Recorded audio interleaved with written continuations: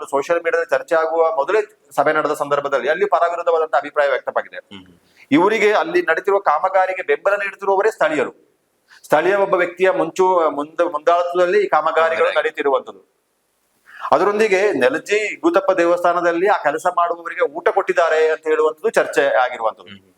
ನೆಲಜಿ ಗೂತಪ್ಪ temple ನ ಪ್ರಮುಖರೊಬ್ಬರೇ ಇದರ ಉಸ್ತುವಾರಿಯನ್ನ ಹೊತ್ತುಕೊಂಡು ಈ ಕೆಲಸಗಳನ್ನ ಮಾಡಿಸ್ತಿದ್ದಾರೆ ಅಂತ ಹೇಳುದು. ಇವ್ರು ಯಾರು ಪರಕೀಯರಲ್ಲ, ಹೊರಗಿನ ಪ್ರದೇಶದವರಲ್ಲ. ಇನ್ನೂ ಹೇಳ್ತಾರೆ, ಪಾಡಿ ಗೂತಪ್ಪ ದೇವಸ್ಥಾನಕ್ಕೆ ಇರ್ಬೋದು ಅಥವಾ ನೆಲಜಿ ದೇವಸ್ಥಾನಕ್ಕೆ ಇರ್ಬೋದು, ದೊಡ್ಡವಾದಂತ ದೇಣಿಗೆ ಕೊಡ್ತಿರುವಂತ ಕುಟುಂಬದವರೇ ಈ ಇದಕ್ಕೆ ಬೆಂಬಲವಾಗಿ ನಿಂತುಕೊಂಡಿದ್ದಾರೆ ಅಂತ ಹೇಳುವುದು. ಇವತ್ತು ಮಮತಾಜ್ ಅಲಿ ಖರೀದಿ ಮಾಡಿರ್ಬೋದು, ಇದಕ್ಕಿಂತ ಮೊದಲು ಈ ಜಾಗಗಳನ್ನ ಖರೀದಿ ಮಾಡೋದಕ್ಕೆ, ಮಾರಾಟ ಮಾಡೋದಕ್ಕೆ ಹಲವು ವರ್ಷಗಳ ಹಿಂದೆ ಈ ಜಾಗವನ್ನು ಮಾರಾಟ ಮಾಡಿ ಇಟ್ಟಿದ್ದಾರೆ. ನಾನು ಅದನ್ನೇ ಕೇಳ್ಬೇಕು ಅಂತಿದ್ದೆ. ಈಗ ವಿರೋಧ ಮಾಡ್ತಾ ಇದಾರಲ್ಲ, ಅಷ್ಟು ದೊಡ್ಡ ಪ್ರಮಾಣದಲ್ಲಿ ಒಂದು ವಹಿವಾಟು ಆಗದ ಸಂದರ್ಭದಲ್ಲಿ ಪಂಚಾಯತಿ ಲೆವೆಲ್ ಅದಕ್ಕೆ ಬೇಕಾದಂತ ಪ್ರೋಸೆಸ್ ಆಗ್ಬೇಕಾಗುತ್ತೆ. ನಂತರ ಆಡಳಿತ ವ್ಯವಸ್ಥೆಯಲ್ಲಿ ಏನೆಲ್ಲ ಪ್ರೋಸೆಸ್, ಒಂದು ಜಾಗವನ್ನ ಖರೀದಿ ಮಾಡ್ಬೇಕು ಅಂತ ಆದ್ರೆ ಮಾರಾಟ ಮಾಡ್ಬೇಕು ಅಂತ ಆಗ್ಬೇಕು ಅಂತ ಗೊತ್ತಿರುತ್ತೆ. ಆಡಳಿತ ವ್ಯವಸ್ಥೆಯಲ್ಲಿ ಇದ್ದವರಿಗೆ ಅಥವಾ ಅಲ್ಲಿ ಸ್ಥಳೀಯರಿಗೆ ಈ ಮೊದಲೇ ಮಾಹಿತಿ ಇದ್ದಿರ್ಬೋದು. ಅಲ್ಲ, ಇಲ್ಲಿ ಈಗ ವಿರೋಧ ನಾನು ನಿಮಗೆ ಚರ್ಚೆ ಪ್ರಾರಂಭವಾಗಿ ಹೇಳಿದ್ರು ಹೆಸರಲ್ಲಿ ಏನಿದೆ ಅಂತ. ಇಲ್ಲಿ ಹೆಸರಿನಲ್ಲೇ ಇಲ್ಲ, ಮಮತಾಜ್ ಅಲಿ ಅಂತ ಇಲ್ಲದೆ ಹೋಗಿದ್ರೆ ಇದು ಏನ್ ಚರ್ಚೆ ವಿಚಾರನೇ ಅಲ್ಲ. ನನ್ನ ಪ್ರಕಾರ ಇದು ಚರ್ಚೆಗೆ ಬರ್ತಾ ಇರಲಿಲ್ಲ. ಬಹುಶಃ ಫೋಕಸ್ಡ್ ಆಗಿ ಚರ್ಚೆ ನಡೀತಿರುವಂತದ್ದು ಸಹ ಮಮತಾಜ್ ಅಲಿ ವಿಚಾರಕ್ಕಾಗಿ ಚರ್ಚೆ ನಡೀತಿರುವಂತದ್ದು. ಬಹುತೇಕರಿಗೆ ಶ್ರೀ ಎಂ ಯಾರು ಅಂತ ಗೊತ್ತಿಲ್ಲ, ಅವರ ಹಿನ್ನೆಲೆ ಗೊತ್ತಿಲ್ಲ, ಏನೂ ಗೊತ್ತಿಲ್ಲ, ಅವರ ಧಾರ್ಮಿಕ ನಂಬಿಕೆ ಏನು, ಅವರ ಪ್ರವಚನ ಕೊಡ್ತಿರುವ ಯಾವ ವಿಚಾರ ಏನೇನು ಗೊತ್ತಿಲ್ಲ. ಅಲ್ಲಿ ಮಮತಾಜ್ ಅಲಿ ಬದಲು ಶ್ರೀ ಎಂ ಅಂತ ಹೇಳಿ ಹೆಸರು ಬಂದಿದ್ರೆ ಬಹುಶಃ ಇದು ವಿವಾದದ ಸ್ವರೂಪವನ್ನೇ ಪಡ್ಕೊಳ್ತಿರ್ಲಿಲ್ಲ ಬಹುಶಃ. ಅಥವಾ ಅದರಲ್ಲಿ ಒಂದು ಸಣ್ಣ ಪರ್ಸೆಂಟೇಜ್ ನಾವು ಸಾರಾಸಗಟ ಹೇಳಕ್ಕೆ ಸಾಧ್ಯ ಆಗ್ಲಿಕ್ಕಿಲ್ಲ. ಇಗುತಪ್ಪ ದೇವಸ್ಥಾನ ಅಥವಾ ಇಗುತಪ್ಪ ದೇವರ ಮಹಿಮೆ, ಆ ಧಾರ್ಮಿಕ ನಂಬಿಕೆಗೆ ಇರುವಂತ ನಂಬಿಕೆಗೆ ಧಕ್ಕೆ ಆಗ್ಬೋದು, ಆ ಕಾರಣಕ್ಕಾಗಿ ವಿರೋಧ ಮಾಡ್ತಿರುವಂತ ಒಂದು ಸಮೂಹ ಇದೆ, ಒಂದಿಷ್ಟು ಜನ ಇದೆ.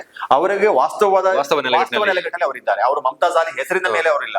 ಇದು ತಳಕ್ ಹಾಕ್ಬಿಟ್ರೆ ಎರಡಕ್ಕೂ ಮಿಕ್ಸ್ ಆಗುತ್ತೆ. ಇಲ್ಲ ನಾವು ಹಾಗಿಲ್ಲ, ಇವ್ರು ಯಾಕೆ ಹಿಂಗೆ ಹೇಳ್ತಾರೆ ಅಂತ ಅನಿಸ್ಬೋದು. ಆತರ ಬಹುತೇಕರು ಮಮತಾಜ್ ಅಲಿ ಕಾರಣಕ್ಕಾಗಿ ವಿರೋಧ ಮಾಡ್ತಿದ್ದಾರೆ.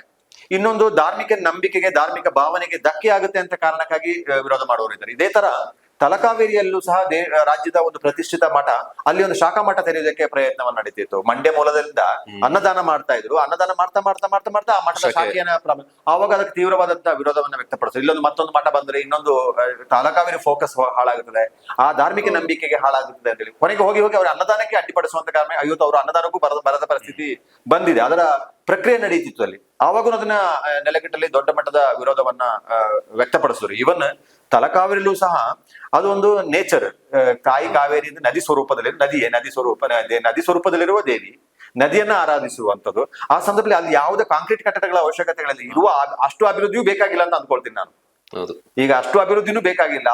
ಆತರ ಅಭಿವೃದ್ಧಿ ಮಾಡಿದಾಗ ನಿಮಗೆ ಪ್ರವಾಸಿಗರು, ಪ್ರವಾಸೋದ್ಯಮ ಆಕರ್ಷಣೆ ಹೆಚ್ಚು, ಪ್ರವಾಸಿ ಕ್ಷೇತ್ರವಾಗಿ ಅದು ಪರಿಣಾಮ ಆಗ್ತದೆ. ಆತರ ಕಾಂಕ್ರೀಟ್ ಕಾಂಕ್ರೀಟ್ಗಳು ಕೆಲಸ ಇಲ್ಲದೆ ಹೋಗಿದ್ರೆ ಅದು ಅದನ್ನ ನಂಬುವವರು ಯಾರು ಆರಾಧಿಸ್ತಾರೆ ಅದೇ ರೀತಿ ನದಿಯಾಗಿ, ನದಿ ಸ್ವರೂಪಿ ದೇವರಾಗಿ ಮೂಲ ಸ್ವರೂಪದಲ್ಲಿ ನಂಬ್ತಾ ಇದ್ರು. ಎಲ್ಲರ ಕಾವೇರಿ ಭಕ್ತರ ನಂಬಿಕೆ ಇವತ್ತು ಸಹ ಕಾಂಕ್ರೀಟ್ ಕಟ್ಟಡಗಳು ಯಾರಿಗೂ ಇಲ್ಲ. ಅದಕ್ಕೆ ಕಲಾವಿದನ ಒಂದು ರೂಪ ಕೊಟ್ಟಿದ್ರು, ಅದನ್ನು ತೆಗೆದು ಹಾಕಿದ್ದಾರೆ. ಬೇರೆ ಬೇರೆ ಕಾರಣಕ್ಕಾಗಿ ಕಾವೇರಿ ರೂಪ ಬೇರೆ ತರ ಇತ್ತು, ಅದನ್ನು ತೆಗೆದು ಹಾಕಿದ್ದಾರೆ. ಅಂದ್ರೆ ಜನ ಅದಕ್ಕೆ ಆಕ್ಷೇಪ ವ್ಯಕ್ತಪಡಿಸ್ತಾ ಹೋದಾಗ ಅದಕ್ಕೆ ಧಾರ್ಮಿಕ ನಂಬಿಕೆ ಕಾರಣಕ್ಕಾಗಿ ವಿರೋಧ ಮಾಡ್ತಿರೋರು ಒಂದಿದ್ದಾರೆ. ಅದು ತಲಕಾವೇರಿಲೂ ಅದೇ ತರ ವಿರೋಧ ಮಾಡಿದ್ರು. ಇವತ್ತು ಇಗುತಪ್ಪ ಇದಕ್ಕೂ ನೆಲೆಗಟ್ಟಲು ಅದೇ ವಿರೋಧ ಮಾಡಿದ್ರು. ಇವತ್ತು ಅದೇ ಹೇಳಿದ್ರು, ಜಾಗ ಮಾರಾಟ ಪ್ರಕ್ರಿಯೆ, ಖರೀದಿ ಪ್ರಕ್ರಿಯೆ ಎಲ್ಲ ಕಾನೂನು ಬದ್ಧದಲ್ಲಿ ನಡೆದಿದೆ. ಇದರಲ್ಲಿ ಯಾರು ಪ್ರಶ್ನೆ ಮಾಡೋದಕ್ಕೆ ಸಾಧ್ಯ ಆಗೋದಿಲ್ಲ. ಆದ್ರೆ ಧಾರ್ಮಿಕ ನಂಬಿಕೆಗೆ ಧಕ್ಕೆ ಆಗುತ್ತೆ, ಪ್ರಕೃತಿಯ ಸ್ವರೂಪಕ್ಕೆ ಧಕ್ಕೆ ಆಗುತ್ತೆ, ವಾಣಿಜ್ಯ ಉದ್ದೇಶಕ್ಕೆ ಬಳಕೆ ಮಾಡುವ ಸಂದರ್ಭದಲ್ಲಿ ಅವ್ರು ಏನಾದ್ರು ಭೂ ಪರಿವರ್ತನೆ ಮಾಡಕ್ಕೆ ಹೋದಾಗ ಅಲ್ಲಿ ಪ್ರಶ್ನೆಗಳು ಬರುತ್ತದೆ. ಬೆಟ್ಟದ ಮೇಲೆ ಕೆರೆಗಳ ಮಾಡೋದ್ರಿಂದ ಅನಾಹುತ ಆಗ್ಬೋದಾ ಅಂತ ಹೇಳೋದಾದ್ರೆ ಅದು ಸಹಜವಾಗಿ ಜಿಲ್ಲಾಡಳಿತದ ಗಮನ ಸೆಳೆಯಬಹುದು, ಸರ್ಕಾರದ ಗಮನ ಸೆಳೆಯಬಹುದು. ಇವತ್ತು ಅರಣ್ಯ ಪ್ರದೇಶ ಒತ್ತಿನಲ್ಲೇ ಇದೆ, ಅರಣ್ಯದ ಕಾನೂನುಗಳು ಅಲ್ಲಿ ಅನ್ವಯ ಆಗುತ್ತೆ. ಯಾವ್ದಾದ್ರು ವಾಣಿಜ್ಯ ರೆಸಾರ್ಟ್ ಮಾಡುವಂತ ಉದ್ದೇಶಗಳಿದ್ರೆ, ಬಹುಶಃ ಏನಾದ್ರು ರೆಸಾರ್ಟ್ ಮಾಡುವಂತ ಉದ್ದೇಶ ಇದ್ರೆ ಅಥವಾ ವಾಣಿಜ್ಯ ಉದ್ದೇಶ ಬಳಕೆ ಮಾಡುವಂತ ಉದ್ದೇಶ ಇದ್ರೆ ಕಾನೂನು ಏನು ಅಟ್ರಾಕ್ಟ್ ಆಗ್ತದೆ. ಅದು ಸಹಜವಾಗಿ ಅವಕಾಶ ಇಲ್ಲದಿದ್ರೆ ಮಾಡಕ್ಕೆ ಸಾಧ್ಯನೇ ಆಗೋದಿಲ್ಲ. ಇವತ್ತು ಇನ್ನೊಂದು ಅಖಿಲ ಕೊಡೋ ಸಮಾಜದ ಅಧ್ಯಕ್ಷರೇ ಇವತ್ತು ಅಲ್ಲಿ ತಕ್ಕ ಮುಖ್ಯಸ್ಥರಾಗಿದ್ದಾರೆ. ಪರದಂಡ ಸುಬ್ರಹ್ಮಣ್ಯ ಅವರೇ ಇವತ್ತು ಅಖಿಲ ಕೊಡೋ ಸಮಾಜ ಅಧ್ಯಕ್ಷರು ಇದ್ದಾರೆ. ಪಾಡಿ ಶ್ರೀ ಗೂತಪ್ಪ ದೇವಸ್ಥಾನದ ತಕ್ಕ ಮುಖ್ಯಸ್ಥರು ಇದ್ದಾರೆ. ಅವರ ತಂದೆ ಕಾವೇರಪ್ಪ ಅವರು ತಕ್ಕ ಮುಖ್ಯಸ್ಥರು. ಇವತ್ತು ಅವರ ತಂದೆ ನಂತರ ಇವತ್ತು ಸುಮನ್ ಸುಬ್ರಹ್ಮಣ್ಯ ಅವರು ಅದರ ಮುಖ್ಯಸ್ಥರಾಗಿದ್ದಾರೆ, ತಕ್ಕ ಮುಖ್ಯಸ್ಥರಾಗಿದ್ದಾರೆ. ಅದರೊಂದಿಗೆ ಅಖಿಲ ಕೊಡೋ ಸಮಾಜದ ತಕ್ಕ ಅಧ್ಯಕ್ಷರಾಗಿ ಅವರು ಕಾರ್ಯನಿರ್ವಹಿಸ್ತಾ ಇದ್ದಾರೆ. ಇವತ್ತು ಅಖಿಲ ಕೊಡೋ ಸಮಾಜ ಒಂದು ಸ್ಪಷ್ಟವಾದ ಅಭಿಪ್ರಾಯವನ್ನ ಹೇಳ್ತಾ ಇದೆ. ಮತ್ತೆ ಅದರ ಆಯ್ಕೆಗಳದ್ದು ಸಹ ಅವ್ರು ಹೇಳ್ತಾ ಇದ್ದಾರೆ. ಒಂದು, ಜಾಗ ಖರೀದಿ ಮಾಡ್ತಿರುವವರು ಸ್ಥಳೀಯರ ಧಾರ್ಮಿಕ ಭಾವನೆಗೆ ಧಕ್ಕೆ ಉಂಟು ಮಾಡುವಂತ ಯಾವ ಪ್ರಕ್ರಿಯೆಗಳನ್ನ ಮಾಡಬಾರ್ದು. ಯಾವುದೇ ವಾಣಿಜ್ಯ ಉದ್ದೇಶಕ್ಕೆ ಆ ಜಾಗವನ್ನ ಬಳಕೆ ಮಾಡಬಾರ್ದು. ಕೃಷಿಯೇತರ ಉದ್ದೇಶಕ್ಕೆ ಆ ಜಾಗವನ್ನ ಬಳಕೆ ಮಾಡಬಾರ್ದು. ವನ್ಯ ಸಂಪತ್ತಿಗಳಿಗೆ ಅಥವಾ ಪ್ರಕೃತಿ ಸೌಭಾಗ್ಯಕ್ಕೆ ಧಕ್ಕೆ ಆಗುವಂತ ಯಾವುದೇ ಕೆಲಸಗಳನ್ನ ಅವ್ರು ಮಾಡಬಾರ್ದು. ಹಾಗೆ ಮಾಡೋದಾದ್ರೆ ಅದನ್ನ ಹಾಗೆ ಉಳಿಸ್ಕೊಳ್ಳಿ ಅಂತ ಹೇಳುವಂತ, ಧಾರ್ಮಿಕ ಭಾವನೆಗೂ ಧಕ್ಕೆ ಆಗದ ರೀತಿಯಲ್ಲಿ ಹಾಗೆ ನೀವು ಉಳಿಸ್ಕೊಳ್ಳೋದಾದ್ರೆ ಅದನ್ನ ಉಳಿಸ್ಕೊಳ್ಳಿ, ನಮ್ದೇನು ಆಕ್ಷೇಪ ಇಲ್ಲ, ಅಥವಾ ಒಂದು ಆಪ್ಷನ್ ಅದು. ಇಲ್ಲದೆ ಹೋದ್ರೆ ನಿಮಗೆ ಇದನ್ನೇ ಮಾಡ್ತೀವಿ ಅಂತ ಹೇಳಿದ್ರೆ ಅದನ್ನ ಮಾಡಕ್ಕೆ ಅವಕಾಶ ಇಲ್ಲ. ನಾವು ಅವ್ರೊಟ್ಟಿಗೆ ಮಾತಾಡ್ತೀವಿ, ಆ ವಿಚಾರಕ್ಕೆ ಬೇಡ, ಜನರ ಧಾರ್ಮಿಕ ಭಾವನೆ ಧಕ್ಕೆ ಆಗುವಂತ ಪ್ರಕ್ರಿಯೆಗಳಿಗೆ ಯಾವ ಕಾರಣಕ್ಕೂ ಅವಕಾಶ ಕೊಡಬೇಡಿ ಅಂತ ಹೇಳುವುದನ್ನ ಅವ್ರು ಬಲವಾಗಿ ಪ್ರತಿಪಾದಿಸ್ತಾರೆ. ಒಂದು ಹಂತದಲ್ಲಿ ಅವ್ರು ಏನ್ ಹೇಳ್ತಾರೆ ಅಂದ್ರೆ, ಆ ಜಾಗವನ್ನ ಅಖಿಲ ಕೊಡವ ಸಮಾಜದ ಹೆಸರಿನಲ್ಲೇ ಖರೀದಿಸಿ ಇಡುವಂತ ಪ್ರಕ್ರಿಯೆ ಆಸ್ ಇಟ್ ಇಸ್, ಅಲ್ಲಿ ಯಾವ ಚಟುವಟಿಕೆಯೂ ಮಾಡದೆ, ಮುಂದೆಯೂ ಯಾರು ಅದನ್ನ ಜಾಗವನ್ನ ಖರೀದಿ ಮಾಡದಾಗೆ, ಇಗುತಪ್ಪ ದೇವರ ಆಶಯ ಅಥವಾ ಧಾರ್ಮಿಕ ನಂಬಿಕೆಗೆ ಧಕ್ಕೆಯಾಗದ ರೀತಿಯಲ್ಲಿ ಆ ಜಾಗವನ್ನು ಉಳಿಸ್ಕೊಳ್ಬೇಕು ಅಂತ ಕಾರಣಕ್ಕಾಗಿ ಆ ಒಂದು ಪ್ರಕ್ರಿಯೆಯನ್ನ ಅವರು ಸಹ ಚಾಲನೆ ಮಾಡಿದ್ದಾರೆ. ಇವತ್ತು ಹಿಂದೆ ನೀವು ನೋಡ್ಬೋದು, ಈ ಕೊಡವರ ಕುಪ್ಯಾಚಾರ್ಯ ಧರಿಸುವುದಕ್ಕೆ ಸಂಬಂಧಪಟ್ಟ ಹಾಗೆ ಕಟ್ಟೆಮಾಡು ಟೆಂಪಲ್ ಅಲ್ಲಿ ಏನು ವಿದ್ಯಮಾನ ನಡೀತು, ಆ ನಂತರ ದೊಡ್ಡ ಮಟ್ಟದ ಕಾಲ್ನಡಿಗೆ ಕಾರ್ಯಕ್ರಮ ನಡೆಯಿತು. ಆ ಸಂದರ್ಭದಲ್ಲೂ ಸಹ ಹಲವಾರು ಸಂಘ ಸಂಸ್ಥೆಗಳಿರ್ಬೋದು, ಬೇರೆ ಬೇರೆ ಪಕ್ಷದವರು ಇರ್ಬೋದು, ಬೇರೆ ಬೇರೆ ಸಂಘಟನೆ ಮುಖಂಡರು ಇರ್ಬೋದು, ಇವರೆಲ್ಲರೂ ಒಂದಾಗಿದ್ದು ಅಥವಾ ಬಳಕೆಯಾಗಿದ್ದು ಅಖಿಲ ಕೊಡವ ಸಮಾಜದ ಹೆಸರಿನಲ್ಲೇ ನಡೆಯಿತು. ಸಹಸ್ರಾರು ಸಂಖ್ಯೆಯಲ್ಲಿ ಜನ ಮಡಿಕೇರಿಗೆ ಅವತ್ತು ನಡೆದು ಬಂದ್ರು. ದೊಡ್ಡ ಮಟ್ಟದ ಐತಿಹಾಸಿಕ ಕಾರ್ಯಕ್ರಮ, ಮತ್ತೊಂದು ಸಲ ನಡೀತಾ ಅಂತ ಹೇಳೋಕೆ ಸಾಧ್ಯ ಆಗದಂತ ಒಂದು ಕಾರ್ಯಕ್ರಮ. ಎಲ್ಲ ವಿಚಾರ ಭಿನ್ನ ಅಭಿಪ್ರಾಯಗಳನ್ನೆಲ್ಲ ಬದಿಗಿಟ್ಟು, ಪಕ್ಷ, ಸಂಘಟನೆ, ವಿಚಾರಧಾರೆ ಎಲ್ಲವನ್ನ ಬದಿಗಿಟ್ಟು ಒಂದಾಗಿದ್ದು ಕೊಡವರು ಅಪರೂಪದಲ್ಲಿ ಅಪರೂಪ, ಅತಿ first time one and only ಅಂತ ಹೇಳುವಂಗೆ ನಡೆದು ಹೋದಂತ ಕಾರ್ಯಕ್ರಮ. ಅದರ ಬ್ಯಾನರ್ ಇದ್ದಿದೆ ಅಖಿಲ ಕೊಡವ ಸಮಾಜ. ಇವತ್ತು ಅದೇ ರೀತಿಯಲ್ಲಿ ಅಖಿಲ ಕೊಡವ ಸಮಾಜ ಈ ಖರೀದಿಸಿರುವಂತ ಜಾಗವನ್ನ ಮರಳಿ ಅಖಿಲ ಕೊಡವ ಸಮಾಜದ ಹೆಸರಿಗೆ ಪಡ್ಕೊಳ್ಳುವಂತ ಪ್ರಕ್ರಿಯೆಗೆ ಅದು ಚಾಲನೆ ನೀಡಿದೆ. ಬಹುಶಃ ಅವರೊಟ್ಟಿಗೆ, ಖರೀದಿದಾರರೊಟ್ಟಿಗೆ ಮಾತಾಡ್ತೀವಿ, ಅವರಿಗೆ ಆಯ್ಕೆಗಳನ್ನ ಕೊಡ್ತೀವಿ. ಹಾಗೆ ಉಳಿಸ್ಕೊಳ್ಳೋದಾದ್ರೆ ಅವರ ಉದ್ದೇಶ ಬಹುಶಃ ಕೃಷಿ ಉದ್ದೇಶ ಇರ್ಲಿಕ್ಕಿಲ್ಲ ಅಂತ ಅಂದ್ಕೊಳ್ತೀನಿ, ಬಹುಶಃ ವಾಣಿಜ್ಯ ಉದ್ದೇಶನೂ ಇರ್ಲಿಕ್ಕಿಲ್ಲ ಅಂತ ಅಂದ್ಕೊಳ್ತೀನಿ, ಧಾರ್ಮಿಕ ಉದ್ದೇಶ ಇರಬಹುದು ಅಂತ ಹೇಳ್ಬೋದು. ಧ್ಯಾನ ಕೇಂದ್ರನೋ, ಯೋಗ ಕೇಂದ್ರನೋ, ಒಂದು ಧಾರ್ಮಿಕ ಸ್ಥಳವಾಗಿ ರೂಪಿಸಿಕೊಳ್ಳುವಂತ ಪ್ರಕ್ರಿಯೆಗಳಿಗೆ ಸಹಜವಾಗಿ ಅವ್ರು ಇರ್ಬೋದು ಅಂತ ಅಂದ್ಕೊಳ್ತೇನೆ. ಈಗ ಬಹುಶಃ ಸದ್ಗುರು ಅವರು ಕೊಯಂಬತ್ತೂರಲ್ಲಿ ಏನು ದೊಡ್ಡ ಪ್ರದೇಶ, ದೊಡ್ಡ ಬೆಟ್ಟದ ಪ್ರದೇಶದ ಮಧ್ಯದಲ್ಲಿ ಅವರು ಅವರ ಕೇಂದ್ರವನ್ನ ಈಶಾ ಫೌಂಡೇಶನ್ ಅನ್ನ ಮಾಡಿದ್ದಾರೆ. ಅದೇ ರೀತಿಯನ್ನು ಚಿಕ್ಕಬಳ್ಳಾಪುರದಲ್ಲೂ ಸಹ, ಕರ್ನಾಟಕದ ಚಿಕ್ಕಬಳ್ಳಾಪುರದಲ್ಲೂ ಸಹ ಸುತ್ತ ಬೆಟ್ಟ ಪ್ರದೇಶಗಳು, ಕೆಳಗೆ ತಗ್ಗು ಪ್ರದೇಶ ಬಹಳ ಆಕರ್ಷಣೀಯವಾಗಿದೆ. ಅದೇ ರೀತಿಯ ಒಂದು ಧಾರ್ಮಿಕ ಕೇಂದ್ರವಾಗಿ ಇದನ್ನ ಬಳಸುವುದಕ್ಕೆ ಶ್ರೀ ಎಂ ಅವರು ಬಯಸಿರಬಹುದು ಅಂತ ಅಂದ್ಕೊಳ್ತೇನೆ. ಬಹುಶಃ ಅವರಿಗೆ ಧಾರ್ಮಿಕ ಪ್ರವಚನ ಮಾಡುವಂತಹ ಧಾರ್ಮಿಕ ಗುರುವಾಗಿರುವ ಅವರಿಗೆ ರೆಸಾರ್ಟ್ ಮಾಡಿ ಸಂಪಾದನೆ ಮಾಡಬೇಕು ಅಂತ ಹೇಳುವಂತ ಉದ್ದೇಶ ಇರ್ಲಿಕ್ಕಿಲ್ಲ, ಬಹುಶಃ ಇರ್ಲಿಕ್ಕಿಲ್ಲ. ಬೈ ಚಾನ್ಸ್ ಇದ್ರೆ ಅದು ಏನ್ ಮಾಡಕ್ಕೂ ಆಗೋಲ್ಲ, ಅದು ಬಹುಶಃ ಸಹಜವಾಗಿ ವಿರೋಧ ಮಾಡ್ತಿರು. ಬಹುಶಃ ಧಾರ್ಮಿಕ ಕೇಂದ್ರವಾಗಿ ಮಾಡುವಂತ ಸಂದರ್ಭದಲ್ಲಿ ಈ ಒಂದು ಏನು ಇಗುತಪ್ಪರ ಆರಾಧ್ಯ ದೇವದ ಈ ನೆಲೆಗಳ ಬಗ್ಗೆ ಚರ್ಚೆಗಳೇನಿದೆ, ಆ ಕಾರಣಕ್ಕಾಗಿ ಅದು ವಿರೋಧ ಆಗುತ್ತೆ. ಬಹುಶಃ ಅದು ಮತ್ತಷ್ಟು ಅದು ಬಹುಶಃ ನೆಲಜಿ, ಪೇರೂರು, ಪಾಡಿ, ಕಕ್ಕಬೆ, ಅವಕಪಾಡಿ ಈ ಭಾಗದಿಂದ, ಬಲ್ಲಮಾವಟಿ ಈ ವ್ಯಾಪ್ತಿಯಿಂದ ಅದು ಜಿಲ್ಲಾದ್ಯಂತ ವ್ಯಾಪಿಸುವಂತ ಸಾಧ್ಯತೆಗಳು ಹೆಚ್ಚಾಗುತ್ತೆ. ಬಹುಶಃ ಬಲ್ಲಮಾವಟಿ ಗ್ರಾಮ ಪಂಚಾಯತ್ನಲ್ಲಿ ಗ್ರಾಮ ಸಭೆಯಾಗಿ ಸಹಜವಾಗಿ ಗ್ರಾಮಸ್ಥರ ವಿರೋಧ ಇರುತ್ತೆ. ಪರವಾಗಿ ಮಾಡಕ್ಕೆ ಮಮತಾಜ್ ಅಲಿ ಪರವಾಗಿ ಬಂದು ಮಾತನಾಡೋರು ಯಾರು ಇರೋಲ್ಲ. ಹಾಗಾಗಿ ಗ್ರಾಮ ಸಭೆಯಲ್ಲಿ ಅದನ್ನ ಎಲ್ಲ ಉದ್ದೇಶಗಳಿಗೆ, ವಾಣಿಜ್ಯ ಉದ್ದೇಶಗಳಿಗೆ ನೀವು ಭೂ ಪರಿವರ್ತನೆ ಮಾಡೋದಕ್ಕೆ ಅವಕಾಶ ಕೊಡಬೇಡಿ ಅಂತ ಹೇಳುವ ಒಂದು ತಗಾದೆಯನ್ನು ತೆಗಿಬಹುದು. ಬಹುಶಃ ಅವರು ಭೂ ಪರಿವರ್ತನೆ ಕೇಳ್ತಾರ ಗೊತ್ತಿಲ್ಲ. ಧಾರ್ಮಿಕ ಕ್ಷೇತ್ರ ಮಾಡುವ ಸಂದರ್ಭದಲ್ಲಿ ಕಟ್ಟಡ ನಿರ್ಮಾಣಗಳಿಗೆ ಸಹಜವಾಗಿ ಆವಾಗ ಭೂ ಪರಿವರ್ತನೆ ಮಾಡುವಂತ ಚಾನ್ಸಸ್ಗಳು ಕೇಳಿ ಬರ್ಬೋದು. ಆವಾಗ ಗ್ರಾಮ ಸಭೆಯಲ್ಲಿ ಗ್ರಾಮಸ್ಥರು ಆ ಗ್ರಾಮ ಸಭೆಯಲ್ಲಿ ಏನ್ ನಿರ್ಧಾರ ತೆಗೆದುಕೊಳ್ತಾರೆ ಅಂತ ಹೇಳುವಂಥದ್ದು ಬೇರೆ. ಬಹುಶಃ ಇದನ್ನ ಸೂಕ್ಷ್ಮವಾಗಿ, ಬಹುಶಃ ಇದುವರೆಗೂ ಸ್ಥಳೀಯವಾಗಿ ಚರ್ಚೆ ಆಗ್ತಿದೆ, ವಾಟ್ಸಪ್ಗಳಲ್ಲಿ ಚರ್ಚೆ ಆಗ್ತಿದೆ, ಗ್ರೂಪ್ಗಳಲ್ಲಿ ಚರ್ಚೆ ಆಗ್ತಿದೆ, ಹೊರತುಪಡಿಸಿದಂತೆ ಸಂಘ ಸಂಸ್ಥೆಗಳ ತಮ್ಮ ನಿಲುವುಗಳನ್ನ ವ್ಯಕ್ತಪಡಿಸ್ತಾ ಇಲ್ಲ, ಸಮಾಜಗಳು ತಮ್ಮ ಅಭಿಪ್ರಾಯವನ್ನ ವ್ಯಕ್ತಪಡಿಸ್ತಿಲ್ಲ, ರಾಜ್ಯಕ್ಕೆ ನೇತಾರರುಗಳು ತಮ್ಮ ನಿಲುವನ್ನ ವ್ಯಕ್ತಪಡಿಸ್ತಿಲ್ಲ, ಜನಪ್ರತಿನಿಧಿಗಳು ತಮ್ಮ ನಿಲುವನ್ನ ವ್ಯಕ್ತಪಡಿಸ್ತಿಲ್ಲ. ನಾನು ಗಮನಿಸಿದ ಹಾಗೆ ಬೆಂಗಳೂರು ಕೊಡವ ಸಮಾಜದ ಅಧ್ಯಕ್ಷರು ಚಿರೇಪಂಡ ಸುರೇಶ್ ನಂಜಪ್ಪ ಅವರ ಒಂದು ಹೇಳಿಕೆ, ಧಾರ್ಮಿಕ ಭಾವನೆಗೆ ಧಕ್ಕೆ ಆಗುವ ಕೆಲಸಕ್ಕೆ ಕೈ ಹಾಕಬಾರದು, ಆದ್ರೆ ನಾವು ಅದನ್ನ ಪ್ರಥಮವಾಗಿ ವಿರೋಧಿಸುವವರು ನಾವು ಅಂತ ಹೇಳುವಂತ ಹೇಳಿಕೆನ ಅವರು ಅಧಿಕೃತವಾಗಿ ನೀಡುವುದನ್ನು ಗಮನಿಸ್ತೇವೆ. ಅದು ಹೊರತುಪಡಿಸಿದಂತೆ ಕೊಡಗಿನಲ್ಲಿರುವವರು ಯಾರಿಗೂ ನಿಖರವಾದಂತಹ, ಬಹುಶಃ ಅವರಿಗೆ ಏನು ಮಾಡಬೇಕು ಅಂತ ಗೊತ್ತಾಗ್ತಿರ್ಲಿಕ್ಕಿಲ್ಲ. ಬಹುಶಃ ಏನು ಈ ಪ್ರಾಜೆಕ್ಟ್ ಏನು ಅಂತ ಹೇಳುವ ಬಗ್ಗೆ ಅಧಿಕೃತವಾದಂತಹ ಮಾಹಿತಿ ಇಲ್ಲದ ಕಾರಣಕ್ಕಾಗಿ ಏನ್ ಮಾಡ್ಬೇಕು, ಯಾವ ನಿಲುವನ್ನು ತೆಗೆದುಕೊಳ್ಬೇಕು ಅಂತ ಹೇಳುವಂತ ಕಾರಣಗಳು ಗೊತ್ತಿರೋದಿಲ್ಲ.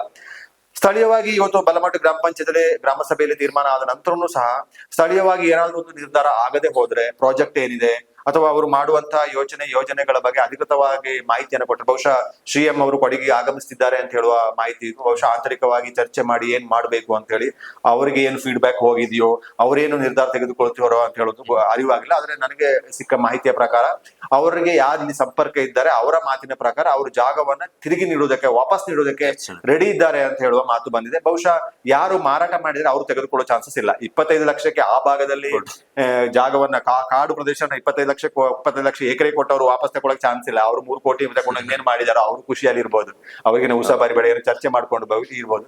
ಬಹುಶಃ MM ಜಯ ಸ್ವಲ್ಪ ಇಕ್ಕಟ್ಟಿಗೆ ಸಿಕ್ಕೊಂಡು ಇಲ್ಲೇ ಕೊಡಗಿನಲ್ಲಿ ಇರುವ ಕಾರಣಕ್ಕಾಗಿ ಮದುವೆ ಫಂಕ್ಷನ್ ಹೆಂಗೆ ಹೋಗ್ಲಿ ಅಂತ ಹೇಳುವ ಸ್ವಲ್ಪ ಇಕ್ಕಟ್ಟಲ್ಲಿ ಅವ್ರು ಇರ್ಬೋದು. ಅವರು ಹೊರತುಪಡಿಸಿದಂತೆ ಅವರೇನು ವಾಪಸ್ ತೆಗೆದುಕೊಳ್ಳುವಂತ ಚಾನ್ಸಸ್ ಅಥವಾ ಇಲ್ಲ, ಬಹುಶಃ ಇದ್ರೆ ಮಿರಾಕಲ್ ವಾಪಸ್ ತಗೊಂಡ್ರೆ. ಅವ್ರು ಮಾರಾಟ ಮಾಡುವ ಉದ್ದೇಶ ಬಹುಶಃ ನನಗೆ ಯಾರು ಕೇಳಿದಾಗ ಆನೆ ಹಾವಳಿ ಜಾಸ್ತಿ ಇದೆ, ಆನೆ ಕಾಟಗಳಿದೆ, ಅಲ್ಲಿ ನೆಲೆಸಕ್ಕೆ ಆಗೋದಿಲ್ಲ, ಕಾಡು ಜಾಗದಲ್ಲಿ ಒಳ್ಳೆ ರೇಟ್ ಸಿಕ್ಕಿದೆ, ಮಾರಾಟ ಮಾಡಿದಾರೆ ಅಂತ.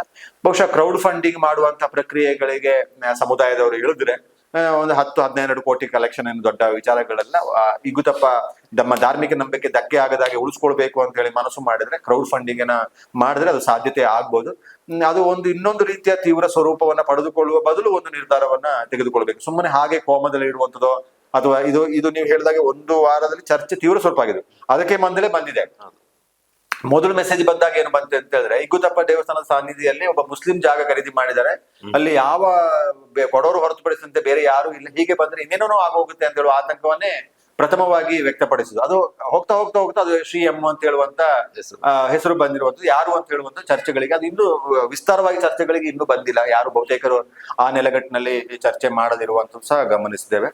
ಬಹುಶಃ ಇಗುತಪ್ಪ ದೇವಸನ್ನಿಧಿಯನ್ನ ಧಕ್ಕೆ ಆಗುವ ರೀತಿಯಲ್ಲಿ ಅಥವಾ ಇಗುತಪ್ಪ ಅವರ ಆದಿ ನೆಲೆ ಇರುವಂತ ಮಲ್ಮ ಬೆಟ್ಟಕ್ಕೆ ಧಕ್ಕೆ ಆಗುವಂತ ಪ್ರಕ್ರಿಯೆಗಳಾಗಿರ್ಬೋದು, ಪಶ್ಚಿಮ ಘಟ್ಟಕ್ಕೆ ಧಕ್ಕೆ ಆಗುವಂತ ಪ್ರಕ್ರಿಯೆಗಳು, ಈ ಎಲ್ಲ ಬಗ್ಗೆನೂ ಒಂದಿಷ್ಟು ನಿರ್ಧಾರವನ್ನು ತೆಗೆದುಕೊಳ್ಬೇಕು. ಇಲ್ಲಿ ಧಾರ್ಮಿಕ ವಿಚಾರ ಇರುವ ಕಾರಣಕ್ಕಾಗಿ ಅದು ಹಿಂದೂ ಮುಸ್ಲಿಂ ಆಗಿ ಕನ್ವರ್ಟ್ ಆಗುವಂತ ಇದಕ್ಕೆ ಹೋಗ್ಬಾರ್ದು ಯಾವ ಕಾರಣಕ್ಕೂ. ಆ ನಿಟ್ಟಿನಲ್ಲಿ ಹೆಸರಿನ ಕಾರಣಕ್ಕಾಗಿ, ಮಮತಾಜ್ ಅಲಿ ಹೆಸರಿನ ಕಾರಣಕ್ಕಾಗಿ ಮುಸ್ಲಿಂ ಏನೋ ಜಾಗ ಖರೀದಿ ಮಾಡ್ತಾರೆ ಅಂತ ಭಾವನೆಯೊಂದಿಗೆ ಅದನ್ನ ಬೇರೆ ತರ ತೆಗೆದುಕೊಂಡು ಹೋಗಿ ಅದನ್ನ ಹಿಂದೂ ಮುಸ್ಲಿಂ ಅಂತ ಹೇಳಿ ತೆಗೆದುಕೊಂಡು ಹಂತಕ್ಕೆ ಹೋಗ್ಬಾರ್ದು. ಆ ಬಗ್ಗೆನೂ ಸ್ವಲ್ಪ ಕೂಲಂಕುಷವಾಗಿ ಯೋಚನೆ ಮಾಡ್ಬೇಕು. ಜಿಲ್ಲಾಡಳಿತ ಸಾಧ್ಯ ಆದ್ರೆ ಮಧ್ಯಪ್ರವೇಶ ಮಾಡಿ ಯಾರು ಜಾಗ ಖರೀದಿ ಮಾಡಿದರೆ ಅವರ ಆಶಯ ಏನಿದೆ, ಅವ್ರ ಏನು ಉದ್ದೇಶವಿದೆ ಸಹ ಜನತೆ ತಿಳಿಸುವಂಥದ್ದು, ಅಥವಾ ಖರೀದಿದಾರರು ಆದ್ರೂ ತಿಳಿಸ್ಬೇಕು ತಾವು ಏನು ಮಾಡ್ತಾ ಇದ್ದೀವಿ ಅಂತ ಹೇಳೋದನ್ನ ತಿಳಿಸುವ ಕೆಲಸಕ್ಕೂ ಹೋಗ್ಬೇಕು. ಆ ನಂತರ ಏನು ತೀರ್ಮಾನ ಆಗುತ್ತೆ ಸಮಾಜಕ್ಕೆ ಬಿಡ್ಬೇಕಾಗ್ತದೆ. ಹಾಗೆ ಇದೇ ವಿಚಾರನ ಇಟ್ಟುಕೊಂಡು ನಾವು ಸಂಪೂರ್ಣ ಕೊಡಗನ್ನೇ ಪರಿಗಣಿಸಿ ಮಾತಾಡೋದಾದ್ರೆ, ಇದು ಜಸ್ಟ್ ಒಂದು ನಮಗೆ ಉದಾಹರಣೆ.